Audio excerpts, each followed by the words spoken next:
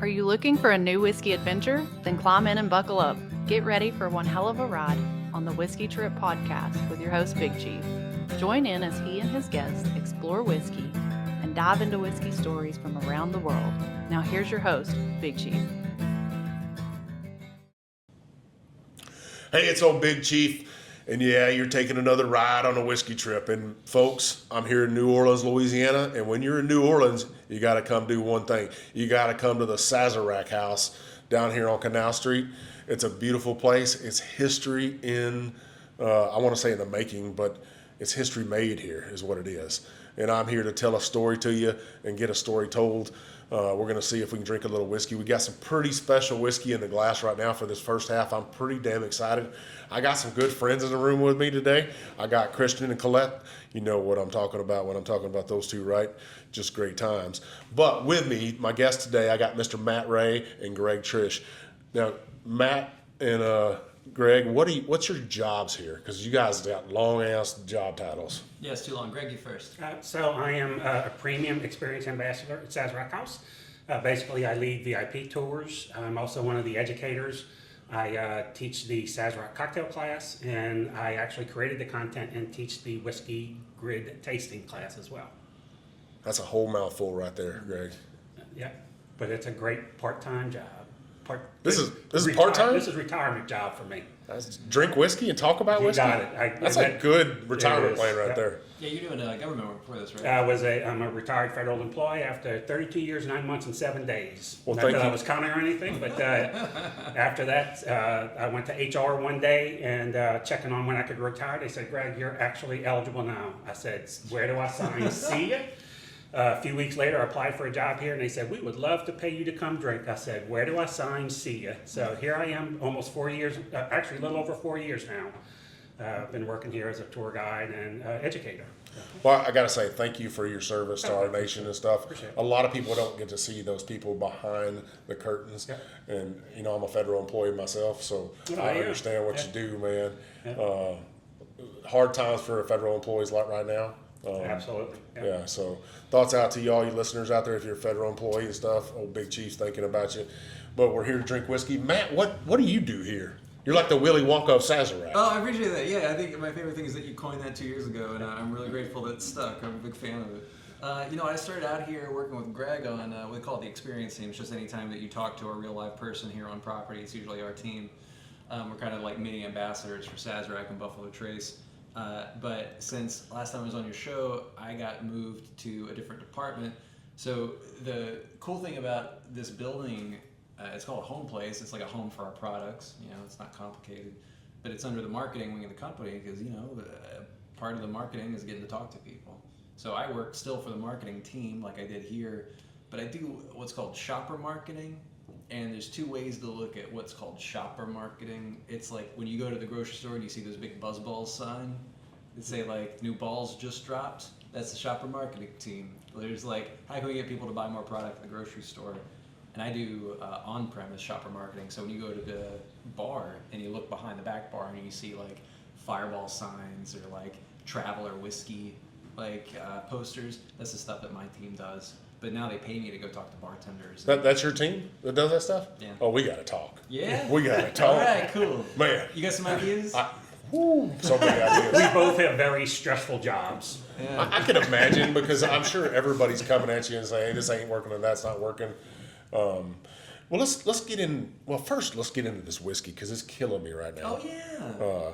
What do we got in this glass right here? Man, I'm so excited. This launched this month. I think it literally, it hit the newspapers on the 13th. This is Eagle Rare 12-year. So after, we've been chatting for so long about this huge expansion that we did at Buffalo Trace where we doubled production, and we kept on telling people, like, I promise you, I know our products are hard to find now, but more is on the way. And this is actually one of the first products to show that that's real. So this is 2 years older than regular Eagle Rare, which has always been 10 years, and 90 proof. So this is 12 years and 95 proof. Wow. It is a really big fan. Greg has got my favorite tasting notes on this, and that's why I wanted him to be in the room for this. Greg, tell me why you like this. So for me, just of course, I love the Eagle Rare 10-year. The 12-year with the extra proof points and those extra couple years, those extra cycles in and out of that wood, just make it more complex. For me, it's much sweeter. And the mouthfeel on it, when I first tasted it yesterday, and for me, it leaves this almost like it's a non-chill filtered finish on your palate. Even though it is chill filtered, somehow it just leaves this beautiful, just buttery, silky smooth mouthfeel, which, like I said, to me, it's almost like it's a non-chill filtered whiskey. It's just beautiful. I just love the finish on it. Yeah. So let's talk about that real fast. Chill filter versus non-chill filter. Right. Can you tell the listeners and viewers what that is? Oh, I'm going to interrupt you. I am legally required here to say that there is currently a lot of debate whether or not chill filtering or non-chill filtering adds or subtracts any actual flavor from whiskey. However, my good friend Gregg has a very strong opinion that I like a lot, so I'm going to let him go ahead and give his Started opinion. red. Because I think his opinion is fair, but I'm just like, it's. Go ahead. I'll let you No problem. So basically, chill filtering started. I was actually doing some research on it the other day because in one of my whiskey classes, somebody asked, "When did they start chill filtering?" I said, "Well, that's a great question. I didn't know." So it seems like the majority of distilleries began chill filtering in the late 1980s. Oh, can we explain what chill filtering is in case anyone on the show? Absolutely. So chill filtering basically is after they dump the barrels, they will lower the temperature to right above freezing, and all the natural oils and fatty acids that come from the grains, they will clump together, and those are filtered out.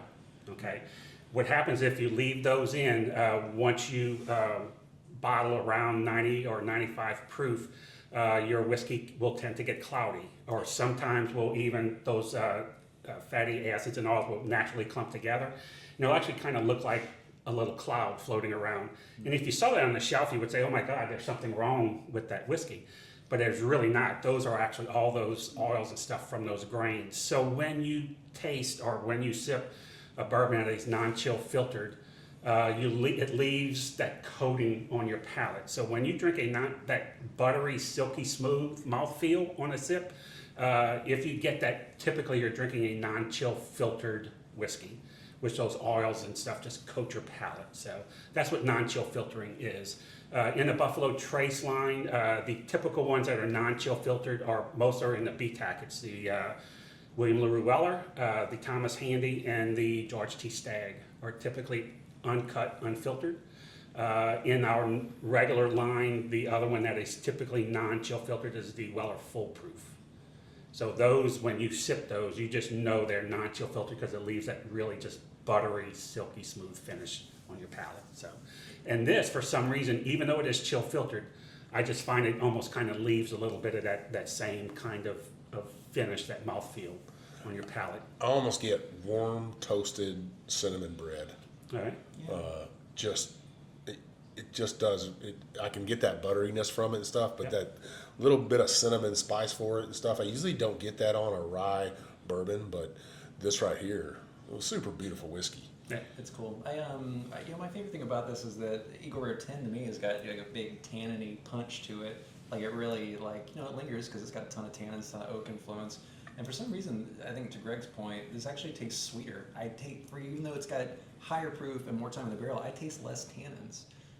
And I love that our brand director, Andrew Duncan, was like, "Listen, if we're going to do a 12-year, we can't just copy, cut, and paste for an extra 2 years. Like, it needs to be actually visibly, experientially different than what's already on the market." And I really loved it.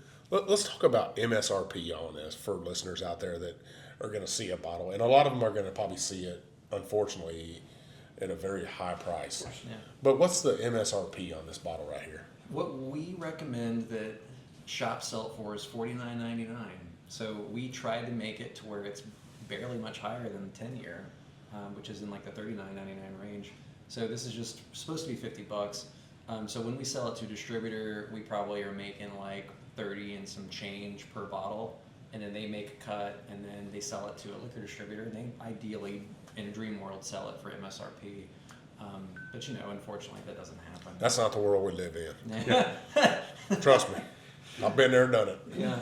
Well, let's get into the history of Sazerac.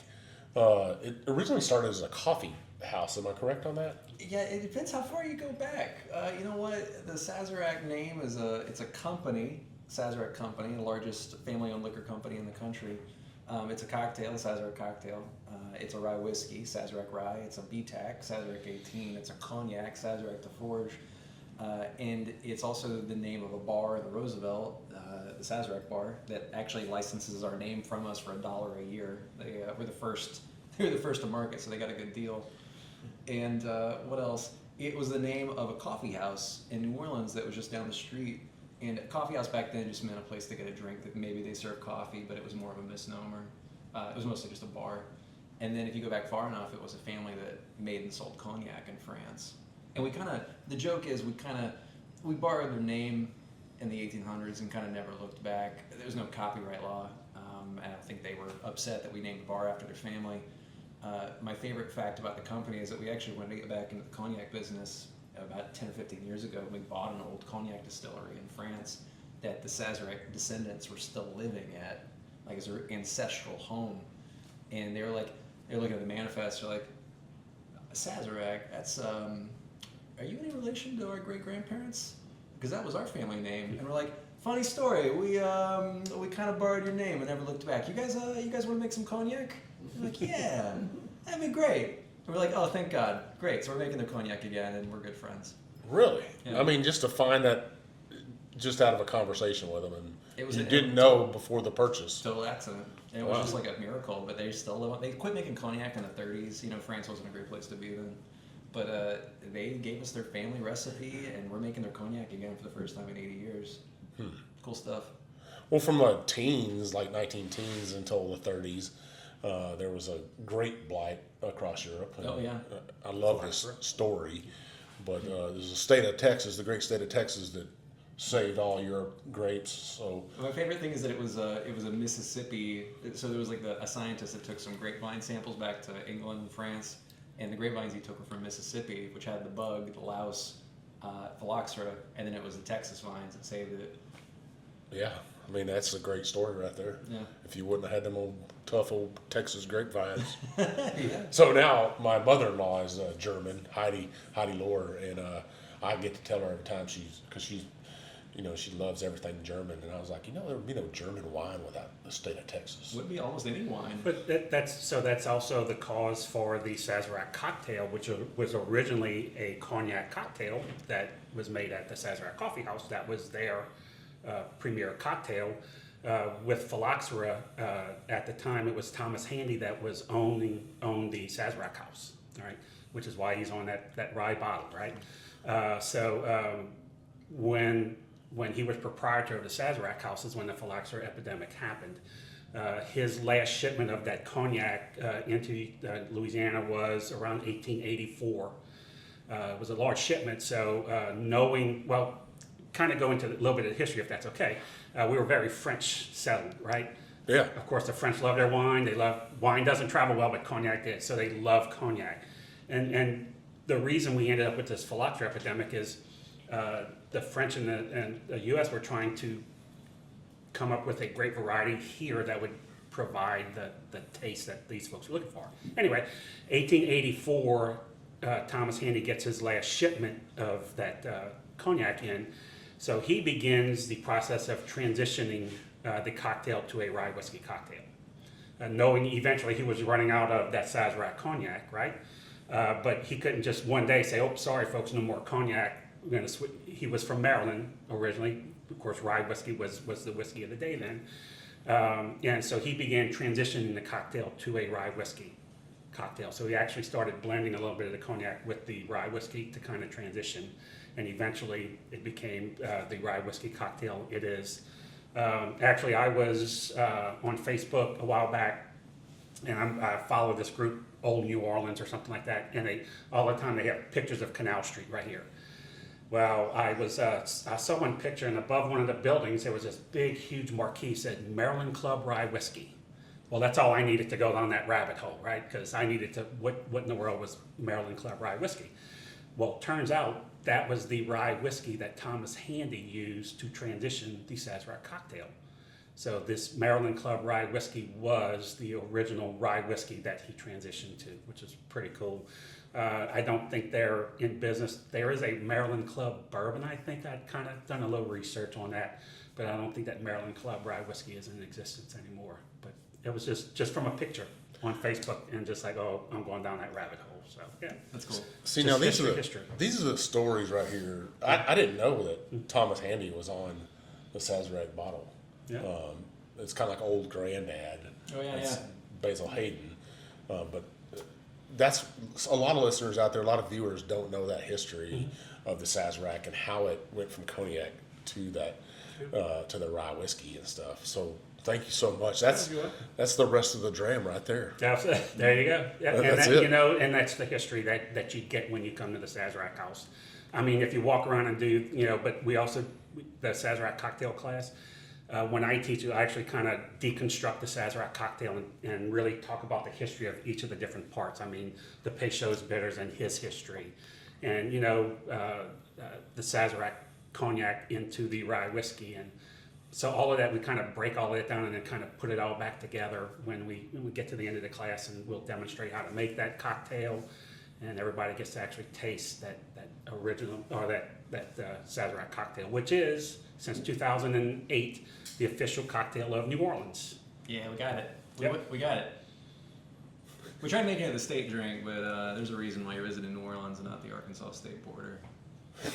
Well, I go a little deeper than that, because Louisiana's kind of split in two.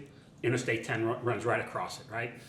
South of Interstate 10, we're very Catholic, right? And the saying around here goes, whenever 4 Catholics get together, there's typically a 5th, right? Above I-10 is a lot of that Baptist, non-drinking folks, so... And as a I was raised Baptist in Alabama, and I can tell you that we drink, we just don't like to talk. They about don't They don't want nobody to know about Exactly. it. They don't I admit it, something but- we judge Uncle Larry for doing too much on Christmas, but So the building we're in right here, what's the historic significance of this building that we're in right now?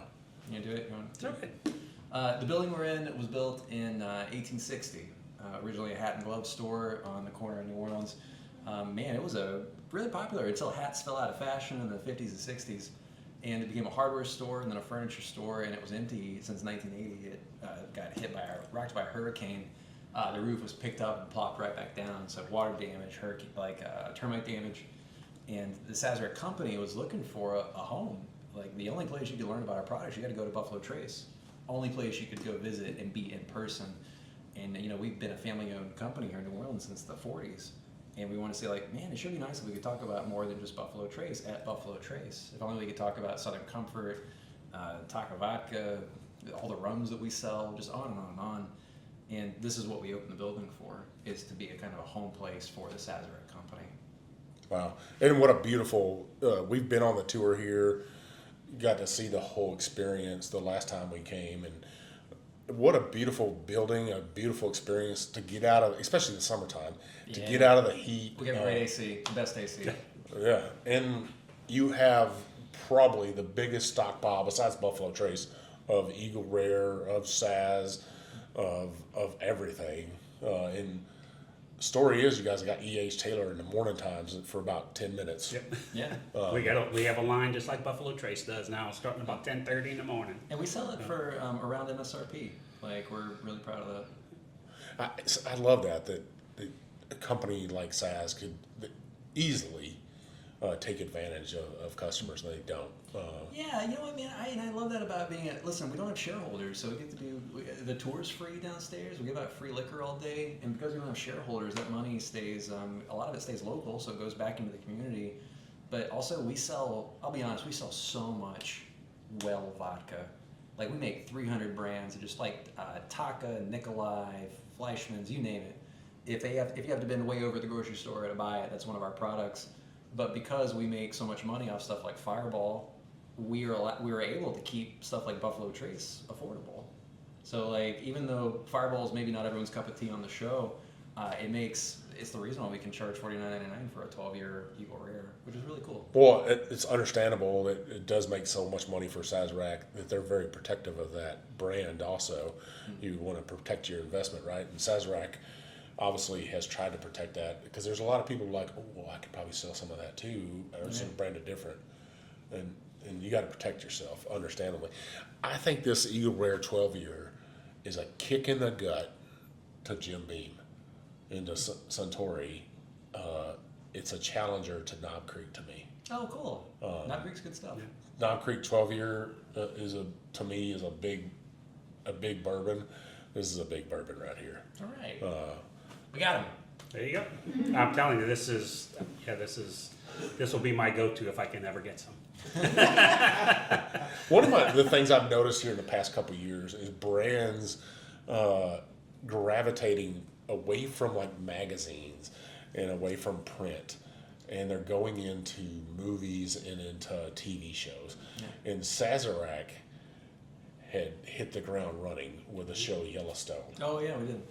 I mean, they really hit it hard. Mm-hmm. It seemed like every scene those guys were drinking whiskey. We were just watching a new TV show on Netflix called Waterfront, and I think every scene they have whiskey in it. They're drinking some type of whiskey and different brands. Is that a documentary about Gregg? No. I think that, But growing with the times. even before Yellowstone, the show Justified. Have you watched Justified? Oh yeah. I mean, they are, and gosh, online you look, there are threads and all over about how they paired certain brands with the character. You know, like the police chief always had the Pappy, but you will always see all the Pappies and Blantons and all over that show if you just look. And it's amazing how they kind of paired the profile of those bourbons with the character. So if you ever go back and watch it, because it's a great show, go back and watch it and kind of really watch out for the bourbon drinking and the character and what they're drinking. It's amazing.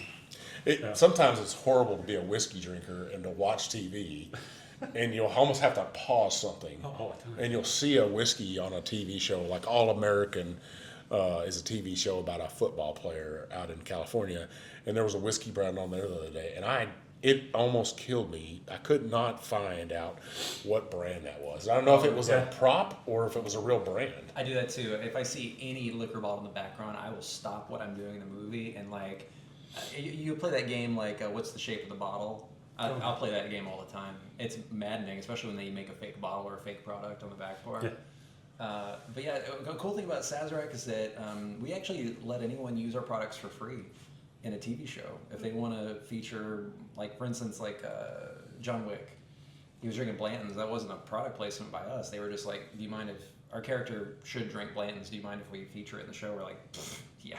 Was that because you think that was because Keanu Reeves was a Blanton's drinker? He might be. He likes bourbon, but like we charge no money for that placement. We didn't ask for anything. We're just glad you're drinking. Thanks for listening. Really? Free advertising. That's free advertising. Same thing for Yellowstone. Yellowstone, I don't know. Yellowstone is so aggressive that I think that our marketing team probably had a hand in like, they probably reached out to us at first. We're like, hey, you mind if we do a placement for this? We're like, yeah, go for it. But for money, would you do it more? Is I'm guessing what happened. Because like like a lot of stuff is free. You don't charge anything for those appearances. But sometimes we're like, you know what? Let's put our foot on the gas a little bit. So like we're partnering with Major League Baseball this year to be Travelers, the official whiskey of MLB for the season. I think you should be the official whiskey of the whiskey trip. Is what I think. I gotta get you a sponsorship. I'm gonna get you a Letterman jacket. That would blow me away right there. Yeah, We got those Fireball jackets. yeah, cool. Absolutely. Boy. No, I'm guessing they're not moving. Actually, oh, wait, you're talking about the golf jackets? Yeah. Oh, you know what? I might actually have one of those golf jackets. The things I get in New Orleans are the craziest thing. I've got a pink robe Yeah? from the Pontchartrain Hotel. It won't fit me. You just kept it. It was a small. You can talk about a fat man in a little coat. Not probably not happening. My wife did not try to get me to put it on. She's like, walk around to that. So yeah, I can wear it around my waist. I think. Yeah? That's about it. Like a toga? Yeah. Well, no. It's not a beautiful sight, man. It's really not. So, it's product placement and man, if you could put something in a TV show like that, do you feel like lately that you've gotten more people coming because of those shows, and finding your whiskey. Like, I've never seen Weller on a TV show before, ever. And here Kevin Costner is driving around in a SUV, product placement, in a Chevy Tahoe in the back seat, and picks up a bottle of, I think it was Weller 12 year, and pours himself a glass. All right. And I was like, Got him. I was like, what is going on here? It's already too expensive. You can't find it. Yeah, and what are they doing to this guy? The good news is that we got a lot of Weller coming online as part of that expansion. In January, like Weller's going to be a lot easier to find in a lot of markets, so I'm really excited for that. Really? Yeah, like we got listen, that we did that. We doubled production 7 or 8 years ago, or like actually no, 3 or 4 years ago. But we've been ramping up production every year for 2 decades. So yeah, in January you'll see a lot more Weller online. Let's talk about the production and the Kentucky floods that just happened. Oh yeah. They got a lot of rain, and the Kentucky River. I lived up there and worked for the Coast Guard up there and know about the floods. And I know the Kentucky River comes up, but it was historic there, highest ever. Not really. Quarter inch below the Quarter highest inch below. ever. Yeah, it was the second highest ever. But yeah, Was it 26? I remember it being 27, but I don't have that. We've actually got a cool little post in the old H. Taylor distillery that's by the river, and they actually marked it every year for years about what the watermark was. Well, I was thinking in the 20s, the Coast Guard actually deployed people from the coast to that area, to the region there, and there's pictures of Coast Guard boats downtown Cincinnati. Oh no! Yeah. And it's pretty far up. You get downtown Cincinnati, I would say it's 30 or 40 foot above the riverbanks. That's outrageous. It's the craziest thing. Will that flood hurt production though? The good news is that we had production back online in 3 days. So we saw it coming, and we've got actually also this year, sadly, we've already had a lot of practice because we've had a historic flood earlier this year already. So we've got a game plan that's like down to a T, but we were shipping out whiskey 3 days after the flood. We are still in the process of testing every single barrel that touched flood water. We've got a really robust laboratory program up at Buffalo Trace. But what that means is that if rainwater touches it, and thank God these barrels are already watertight because they're oak, but you still gotta run every single barrel through a lab to make sure that there's no contamination, because the law for bourbon is you can't add anything but pure water. Well, this is going to sound gross, but whenever you do deal with floods, and my time in the Coast Guard, we did a lot of search and rescue in the western rivers, on the Mississippi, the Cumberland, the Tennessee, and even some on the Kentucky River there.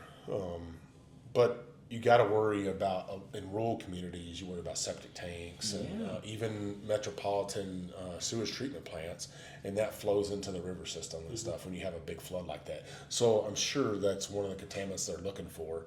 And I saw a couple posts on like social media of people doing barrel picks, and they're like, "Oh, our barrel made it. It's safe." They tested it, and so I'm sure that's what they're doing, is dipping into that barrel and making sure that the whiskey's good. And it was the first thing we did, actually, other than just like clean everything up. We also had to we're gonna have to replace all the wiring and like almost the entire distillery. That'll take the rest of the year. Wow, a big job. Yeah. Well, luckily, that stuff can be replaced. Oh yeah. Lives and memories can't be replaced, and that's a sad thing. So, hey, I'll raise a glass to all the flood victims out there. I know Buffalo Trace did a lot for Frankfurt and helping out and stuff, and what a tremendous job the Buffalo Trace team did. the Sazerac family did to help out the community there and make sure that whiskey drinkers are still getting some whiskey, like this 12-year right here. Yeah. Well, we're right up against the first half. Great stories. Time flies. Yes. Hey, to me, it's perfect. This is what the podcast is all about. Just a conversation with three guys talking about all kinds of stuff, from movie stars to history, and we'll get into some of it more on that on the second half. Listeners, you stick with us. There's going to be a giveaway on the second half. Not that bottle of 12-year, though. So we'll be right back. Seldom Seen Farm, bringing bourbon barrel-aged maple syrup goodness from everything from pancakes to whiskey cocktails. Seldom Seen Farm in Northern Ohio has something magical for your whiskey cocktails instead of that old basic simple syrup. Kevin Holy and his family are harvesting the sap from over their 5,000 maple trees and turning it into something delicious, maple syrup.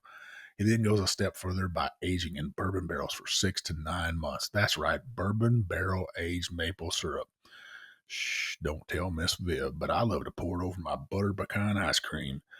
Visit them at seldomseenmaple.com. All right, listeners, we're back for the second half. We're here at the Sazerac House in New Orleans, Louisiana.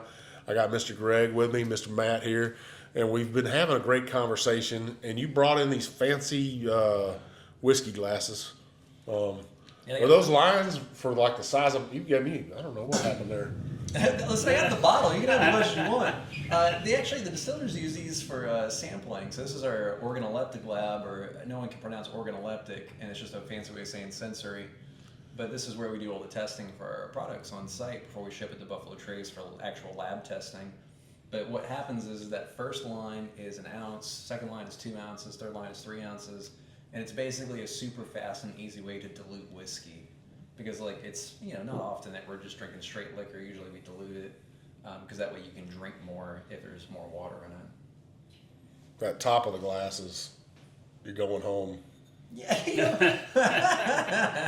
in a cab. Yeah. Well, hey. So what's in the glass right now? This is a new release. It actually launches this month too. This is 1792 from Barton. But we started doing these extended cask finishes as kind of a fun experiment. So we did a cognac finish. All of these finishes are a minimum 2 years. So not just like touching a barrel, swishing around and dumping it out. But like when we say extended, we mean like minimum 2 years, but most of them are much older, like 3-4 years or older. So there's cognac. The one you guys are drinking right now is Pinot Noir finish. We got a Zinfandel finish, and then we're doing a rum cask finish. But that's this one's 96 proof, really cool. It's got these like really neat like red fruit notes that Pinot Noir is famous for, but it didn't add any extra tannins to this. If anything, it kind of softened it up, made it a little bit juicier, jammier, I think is a good way to phrase it. Yeah. Greg, what are you tasting this? Absolutely, but what I really like about it is when you get into finished whiskeys and bourbon, whiskeys, because once you finish it, it's no longer bourbon, right? Mm-hmm. However, usually the finish takes over, right? But what I found with 1790 with these finishes, they just the whiskey's still there, right? It doesn't cover up all the whiskey. It really just elevates it, just adds to it. Where a lot of them that are finished, you really only get the finish, right? So it's just really nice balance is what I really like that. But I definitely get those kind of jammy fruit notes as well. But it doesn't overpower because it's a whiskey first for me. I'm a purist when it comes to whiskeys and bourbons. And you don't lose that whiskey, you can tell it's a finished whiskey, not a Pinot Noir that has a little whiskey in it, I guess. And can you expound on that? Because I love that little factoid. Why is this not bourbon anymore? Well, because one of the main rules of bourbon, to be bourbon, it must be aged in a new charred oak container. In the 27 CFR, it actually does not say a barrel, it just says a container. So if you want to build a square box out of oak and char it and fill it with White Dog, you get to call it bourbon, right? But the second it touches a non-new charred container or barrel, it is technically no longer bourbon. Because remember, for bourbon, you cannot add anything to it except pure water. When you're finishing it in a wine barrel or any other cask or whatever, there's still some of that's part of that wood. So that gets into that bourbon, and once you add anything other than pure water, it is technically no longer bourbon. God dang, Greg, I told you no politics. That's not politics. That's the rules. 27 That's CFR. the law. That's just that's the. You might as well that's tell the everybody rules. out there that Tennessee whiskey is just bourbon then. Oh shit! So It is. no! No! It will classify as bourbon if Tennessee chose to name it bourbon. They most certainly could. They could. Yeah. Their marketing is Tennessee whiskey though. So, but technically, if they follow those rules, they technically are bourbons. Yeah, even the Tennessee State Code, the law that codified it, said that it follows all of those rules for bourbon, but also Lincoln County process. And made in Tennessee. So, but like, what I love about that though is like, for instance, I really like Angel's Envy, and they treated me so well when I did a tour there a while back as a young bartender. But if you look on an Angel's Envy bottle, it's aged in port barrels. It's great, but like it will say Kentucky straight bourbon Finished in a port barrel because they can't just say bourbon. So like when you read the 1792, it's a 1792 small batch aged in a Pinot Noir barrel. So why 1792 finished bourbon versus the Thomas More line? Oh, Thomas More from Virginia. Not Thomas More. Gosh dang it, Barton. Barton has their other line of whiskeys. Yeah. What are they called? Oh, jeez, I don't remember. Man, I must stump a choke. You got Very Old Barton. So Very Old Barton is was my understanding their main one. Kentucky Dale, I believe, is also made there. Listen. Take this out, Yeah, Mackenzie. pause. This is embarrassing. Oh, geez, they're gonna be so mad at us. You'll never know. Oh, thank God. Yeah, they'll cut. Both of them will cut it out. Thank God.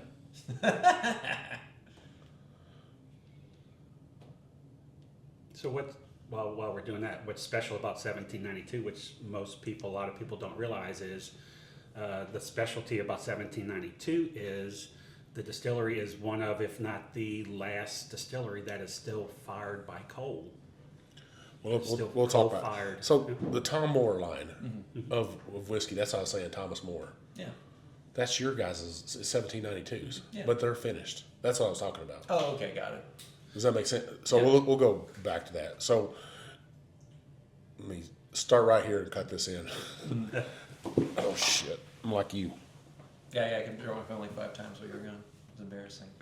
Just left it on the floor for a while. All right, cut this in, Mackenzie. So the Thomas More line versus the 1792. Why would you Barton go and do a finish if you already have a finished expression? Are they going to do away with the Tom Moore line? The Tom Moore is still going to hang around. Like, it's still part of the family of products. I think what's fun about Barton is that we can be more experimental and playful than we can with the products of Buffalo Trace. Like Buffalo Trace, we're probably never going to do a finished, like cask finish on any of those products. We'll ship those barrels to other places, like we do a tequila finished in old Buffalo Trace, Weller barrels, et cetera, et cetera. But Barton allows us to be more playful, more experimental, more like forward thinking, and we can try some fun stuff with Barton, especially 1792, because that's a consumer that we're trying, like it skews younger, more adventurous, even cognac drinkers, that kind of stuff. One of the most beautiful and iconic bottles there is in bourbon, I gotta say, it would match right up against the Blanton's bottle, that 1792 bottle. And then if you get the 1 liter bottle, Oh, the tall skinny one? yeah, those are cool. those are pretty badass bottles to me. But Those are typically for bars because it fits in the well. That's why those are shaped. The bottles are shaped the way they are. Those are typically bar bottles because they fit. The regular 1792 bottle doesn't fit well in the back bar. Does it Yeah. fit well in the well? In the well. So yes, so those are actually designed for the bars to fit in the wells. so in the break, you were talking about the historic significance of Barton, the distillery there, right? And I actually got to take a tour of the distillery before they closed tours down, and I think it was 2018. They had one of the barrel houses collapse there, and they just felt it was too much of a risk to keep doing tours. A lot of people were upset about it, but better than a barrel house falling around on top of you. Oh, yeah. 500-pound barrels are not fun when they hit you. Oh no! Listen, I love playing Donkey Kong as much as the next guy, but not if that's not what I paid for. Or actually, no, the tour is free. It's even worse to get hit by a barrel you didn't pay for. Now, they're not the regular stills there. They don't heat with steam or anything, do they? How do they steam fire up that? Right. Typically, you use steam, natural gas to steam heat your process. 1792 is one of, if not the last remaining distillery in the U.S. that still uses coal to fire. Now they have to get special permission. They have to have special filters for the exhaust and stuff like. But again, and a lot of people really feel that coal fire still imparts a little something extra in those whiskeys and bourbons that are made at 1792. They'll actually, some people really, believe or feel that coal firing just adds a little something to the flavor of 1792. But yeah, the myth, or not the myth, the rumor is that as soon as that coal fire plant breaks down, they will not let us rebuild it. They are just like, the understanding is like, that you guys can run this until it breaks, but once it breaks, you guys gotta update. We're like, okay. I mean, I love it because Kentucky is a coal mine state, right? I mean, you got the coal miner's daughter from there, so you almost got to keep it running, keep it alive. It's a historical place. I just love the history there, and getting to go there was a special occasion. And I actually got to go back after they closed down for a barrel pick there, and that was pretty special too. Yeah. So, you get to insider look, and you get to do a little bit of different things there. But man, what a place! And I love that they are trying something different and giving this expression. I always get this, to me, almost could be like whiskey, peanut butter, and jelly sandwich to me. This Oh, cool! I like that. Yeah, the bready toast notes from well, grains and the jam. Yeah. And I've said this in the past about whiskeys from that Bardstown region, that terroir there. It just, most whiskeys from there, from Bardstown Bourbon Company or from Barton or from even Maker's Mark, will give it a little bit of a Heaven Hill, a little bit of peanut taste to me, and Barton has that in it. And I don't know if it's just that area. That's cool. To me. And somebody's like, you can't taste that. Well, you don't know what my palate's tasting. Yeah. My favorite thing about Barton personally is that Jim Murray, who wrote the Whiskey Bible, reviews the whiskeys every year. He went to Barton in the mid '90s and said it was the worst distillery in Kentucky. Really? He said it was a travesty. He's like, these people can make better whiskey, and I'm shocked that they don't. But yeah, worst distillery in Kentucky, and then it joined Sazerac in the late aughts, and then 2020, 1792 Foolproof won Best Whiskey in the World, the Jim Murray Whiskey Bible, and he's like, I am as shocked as anyone that this went from the worst distillery in Kentucky to the best in the world. Well, here's a thing I've wanted to find out for the longest time. As a military guy, we'd always go to the Class 6 and we buy bottom of the shelf, military special. That's one of ours. Yeah, I knew it. We got him. That's it. You buy the military special. It's a great label too. Yeah, it's got I got a photo of it on my phone. It's amazing. I've drank so many bottles of that. Hey, thank you for your support. Hey, thank you for your service. Thank you for your support. I've always wanted to know that. Is military special, where it's made, because it doesn't say on there. Yeah. It is the cheapest thing there is, but still a lot of low-ranking service members, that's all they can afford. Yeah. And they want to enjoy a good whiskey. And so if you're a service member out there serving right now, just know that your whiskey is made at the same place this is. Yeah, thank you. Yeah. Thanks for your service. Thanks for your support. And go to the Class 6 or whatever you want to call it, the package store. They don't call it the Class 6 no more, but the package store, the gas station on base, whatever you want to call it, wherever they get their liquor at, go there and support a great company like this, because I know they do a lot for veterans at Buffalo Trace, at Sazerac. So I love it. I've always wanted to know that. That made my day right there.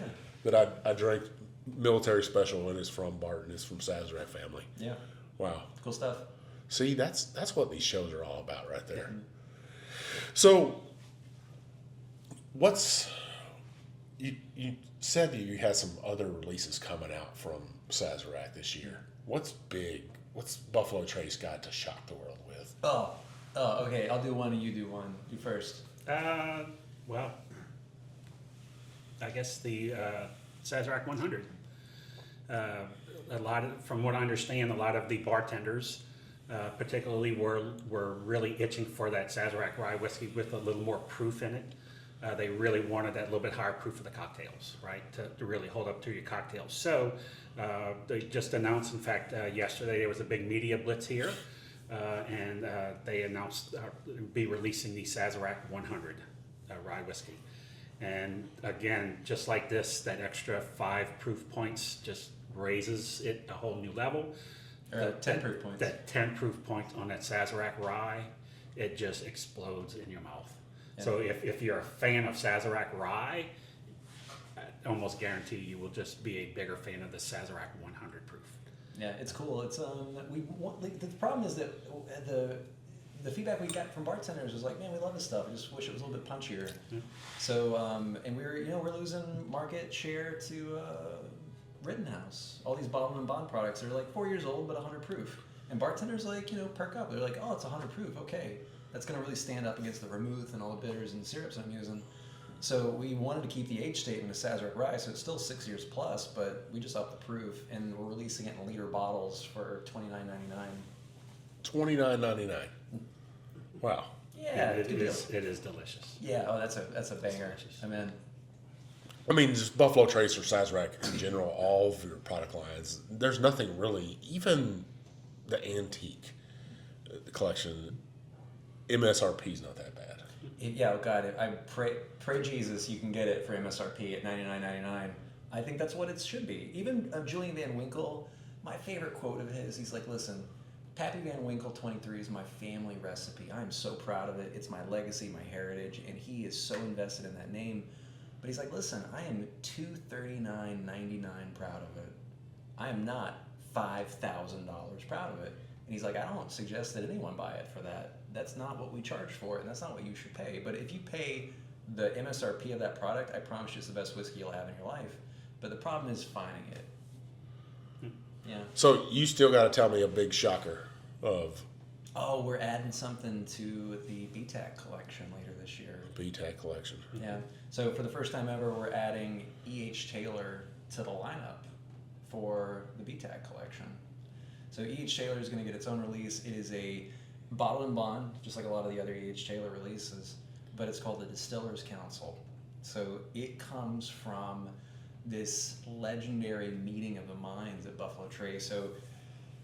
So the story is Takura sells Ancient Age to Sazerac, and Mark Brown, our former CEO, goes in and he sits down our brand new master distiller Harlan Wheatley with the luminaries of Ancient Age. It's Elmer T. Lee, it's Orville Shupp, the guy that hired Elmer T. Lee. It is Gary Gayhart, our former master distiller at Buffalo Trace, where Harlan Wheatley took over, and it is the last 3 barrel warehouse managers of Buffalo Trace. And the idea was Mark Brown was like, hey, what are we doing right at the distillery? What do you guys like? What do you think we should change, etc.? And the story that Nick Laraquente, our archivist, told me, he's like, listen, not much came from the meeting except for after a few hours of drinking. Apparently one of the people in the meeting was like, wow, you know what, they don't make whiskey like they used to. And Mark Brown stopped him. He's like, I'm so sorry, sir, can you expound on that more? Tell me what do you mean we don't make whiskey like we used to? He's like, well, back in the day, the sour mash process was different. The grains were different. Now we all use yellow dent number 5. And back in the day, we used a lot of white corn. And E.H. Taylor apparently did too. We don't know the exact species of white corn we use, but in this the cool thing about this Distillers Council blend, which is what it was named, is that Mark Brown basically told Harlan at the time, was like, go write down everything these guys are saying, and let's try to patent this process. So I think we're still trying to patent this process, but it's a brand new mash bill from Buffalo Trace, nothing that we've ever made before. Uses white corn in addition to the other grains of Buffalo Trace. No age statement, but it is super cool. It like Gregg actually brought me a Dusty one time. I believe it was from Jim Beam from the 50s. Mm-hmm. And it's exactly what it reminds me of. Is basically like a brand new Dusty, if you can imagine it. Really? Mm-hmm. It's delicious. Well, I love that. Yeah. The inside of that story right there, and the Distillers Council. To find out it's going to be white corn. What I was hoping you would say is there's going to be a Buffalo Trace weeded bourbon coming out.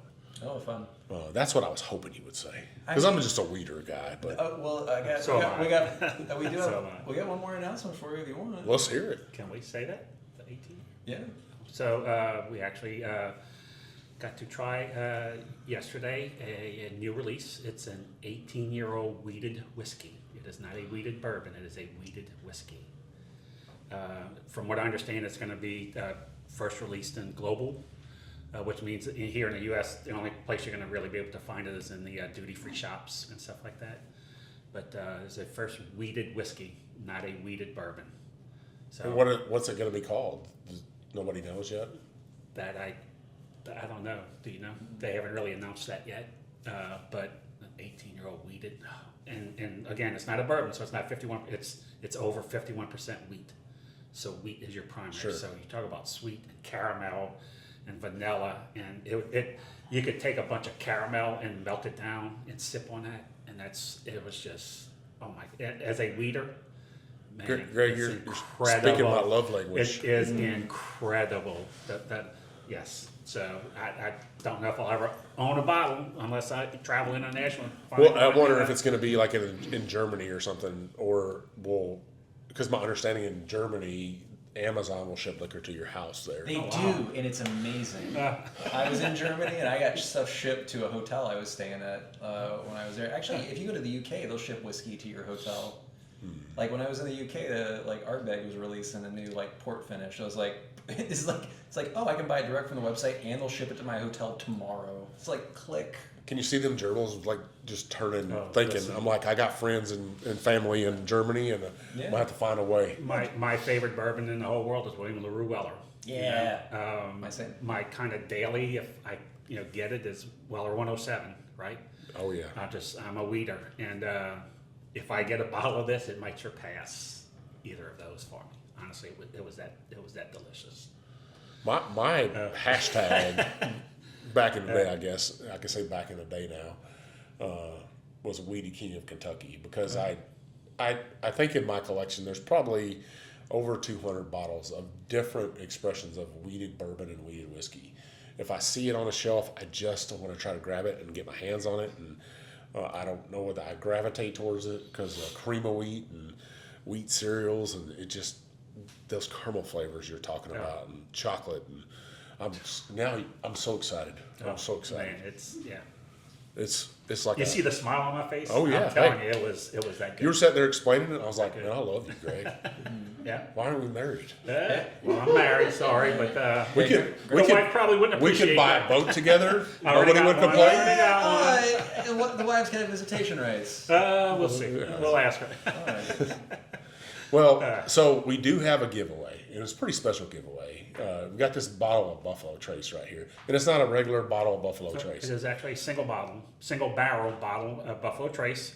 For Father's Day this year, all of the home places did a single barrel select tasting. Each of our home places were sent 3 different single barrels that we actually got to talk to and really educate people on what is a single barrel. Buffalo Trace is really starting to push the single barrel select program, which anybody can go online to single barrel select and put their name in the drawing. You do an account, and then I think was it 3 times a year now they're going in and randomly pulling those account numbers where you can then purchase an entire barrel of whatever you decide you want to. They have like 8 or 10 different products that you can actually purchase. 107, Weller Foolproof, Blanton's, Taylor, Stag, not the George C. Stag, the formerly known as Stag Junior Stag, and then tequilas and stuff like that. So they really kind of pushing that. So we did that, but anyone who attended would then be able to purchase a bottle of Buffalo Trace single barrel that was picked by the Freddie Johnson. So this is one of the bottles that he picked specifically for Sazerac House. It's a single barrel, and as you can see there, Sazerac Barrel Select, Freddie's pick. So That's a This pretty is Mr. amazing Freddie's. bottle. If you know Freddie, he's legendary at Sazerac's, legendary at Buffalo Trace. So what we're going to do for this right here, we're going to let the giveaway run for a week. On the post of this episode right here, with these 2 beautiful gentlemen's mugs on that post right there, because I'm going to have to get a photo with them together and put that out there as my episode cover. What I want you to do in the comments is I want you to tag Buffalo Trace on there as many times as we possibly can. Tag Sazerac. But what I wanted you to do is either share a photo with you and your kids on there for Father's Day, whatever, or a picture of your dad. If your dad's passed away, if he's gone, let's see a photo with you and him. If you're sharing a bottle of whiskey, you get a bonus with that right there. If you got a glass of whiskey in your hand. I'll give you a 3rd bonus on there, 3 tries, if it's a bottle of Buffalo Trace products, of Sazerac products. So that's a pretty dang good giveaway right there, I think. I'll let it run for a week, and you know how I do giveaways. 6 p.m. Central Standard Time on Mondays, I do the giveaways. I'll announce it. I can't thank you two enough for sharing that bottle of whiskey with one of the listeners out there. And So, honestly, the flavor profile, when I first tasted it, to me, it was actually closer to an Eagle Rare 10-year than it was to the Buffalo Trace. well, I would imagine if And Freddie like picked Freddie, this is Freddie's palate. Freddie is an Eagle Rare 10. It's one of. So we were talking about this giveaway right here. We told listeners what it's all about and stuff. What a great bottle. I can't thank you two enough for sharing this with us. Any last words for listeners out there? You first, Greg. Come visit us at the Sazerac House. I mean, it's all the history of the Sazerac House here in New Orleans. Really getting delve into the history of the Sazerac cocktail. I mean, I know this is a whiskey podcast, but Thomas Handy, I mean, he's that tie-in. The reason he's on that bottle in our BTAC collection is because of what he did here at the Sazerac House here in New Orleans starting in the 1850s. Actually, I was reading his obituary the other day. He was brought here as an 8-year-old from Maryland, and he was left here on his own at 8 years old back then, and ends up becoming this, having his own distributorship. The Thomas Handy Company was actually a distributor here. Becomes the proprietor of the Sazerac House. Is responsible for switching that Sazerac cocktail from that cognac to that rye whiskey. So all of that history, and you get the opportunity to learn all that history here at the Sazerac House in New Orleans. So please come visit us. It's a free tour, folks. It's a free tour. So It's great. Man, your history is great. Yeah, what a treasure. Man, my favorite piece of advice is that whiskey is fun. Bring people in, welcome them aboard, and if you've got something special, I hope you're sharing it with people, because whiskey can't make friends sitting on a shelf. It is meant to be opened with friends and family, and we make whiskey to build communities and make relationships stronger. And we hope you guys share something great with someone you care about. Wow, man, I couldn't have said that better right there myself. Beautiful, just beautiful. Once again, I can't thank you enough for letting me come in the Sazerac House, come to your house, sharing 2 great pours with me, 2 special pours, I think, and introducing those to my listeners, my viewers out there and stuff. Where can we find you guys on social media? Greg, you're on social media? You're on Facebook. I'm just on Facebook. Honestly, I don't do Instagram. I thought you'd be doing some TikToking. No. You know what? Honestly, I feel like I owe it to my guests that come here and take my classes. So it's to me, it's just a little more special. What about your website for Bourbon Fest? Go to New Orleans Bourbon Fest. It's a great festival here in New Orleans. You've been to it a couple of times, at least a couple of times, right? A couple of times. Yes. So it's absolutely fantastic. It's probably one of I think where we differentiate from a lot of the other festivals is really the education series. We offer super speakers. I mean, Brent Elliott will be here. Freddie is here. Drew Mayville from Buffalo Trace comes regularly, and we have it's just really for learning about bourbon and whiskey. It's just, to me, it's the best festival, really, for the education. So You got Mr. Matt right here. he's always doing some of my seminars for our education. So he's there doing Bourbon 101, and what's the other one you do? Greatest stories ever told. There you go. So And you had a big chief there. and you know what? New Orleans ain't a bad place to come visit anyway, right? No. So there you go. Well, what about you? I got an Instagram. It's called Talks with Spirits. Talks with Spirits. Yeah, we're in New Orleans. I talk with spirits all the time. Last time we did an episode, we had headphones on, and for some reason, the headphones were picking up some jazz music. Oh yeah, we had some background jazz playing on the speakers. Probably some spirit. But you didn't ask me what kind of spirits he's talking about. There you go. This is New Orleans, It is. That's true. Cool. Well, and And I'm sure we can find you guys at the SazeracHouse.com Sazerac.com. for tours. Sazerac.com. Sazerachouse.com. BuffaloTrace.com. And if you want to take some of the classes, every day at noon we teach a tropical cocktail class. At 2 o'clock we teach the Sazerac cocktail class where you get all the history of that Sazerac. And at 4 o'clock we teach the whiskey grid tasting. So that's 7 days a week. I love it. I love it. I had a little technical difficulty, so I missed my quick fire questions. We're going to do those real fast enough for you. Sure. So quick fire, what's your favorite Buffalo Trace expression? William Lure Weller. Well, then you already told me that, guy. Yeah, that's okay. That's okay. It's a great question. Yeah. Oh, what about me? Oh, shit, I don't know, man. The Sazerac Rye 100 is one of my favorites with the Weller. The WL Weller is one of my favorite. Both of you have the same whiskey. Man. Oh, that's great. Big fan. If you could have one cocktail to drink for the rest of your life, what would it be? Probably Gold Rush. Basically a whiskey sour with honey syrup instead of simple syrup. All right. With a little egg white. Gosh, you gotta have a little egg white in there. That's so true. So Yeah. Number 1, anything out of a frozen machine. Number 2, any cheap sparkling bubble wine. And then my favorite cocktails are probably Blue Curry, which is like a supercharged Manhattan. It's rye whiskey, cognac, sweet vermouth, Benedictine. There's like this herbal liqueur, Peychaud's bitters, and Angostura bitters. It's supercharged Manhattan, incredible. One last question for each other. Sure. Quick fire. How old was you, and what was the whiskey you first had? Oh gosh, the first whiskey I had would have to be when I snuck a little sip of my dad's Seagram 7. When growing up, I can remember him every New Year's Eve at the high school was a big dance for New Year's Eve and I was actually paid to go bartend, serve ice and soft drinks. I mean, but I can remember it was 7 and 7 was my dad's highball. So every now and then I'd probably sneak a little bit of that Seagram 7. I would say my transition from beer out of college to whiskey was actually Maker's Mark.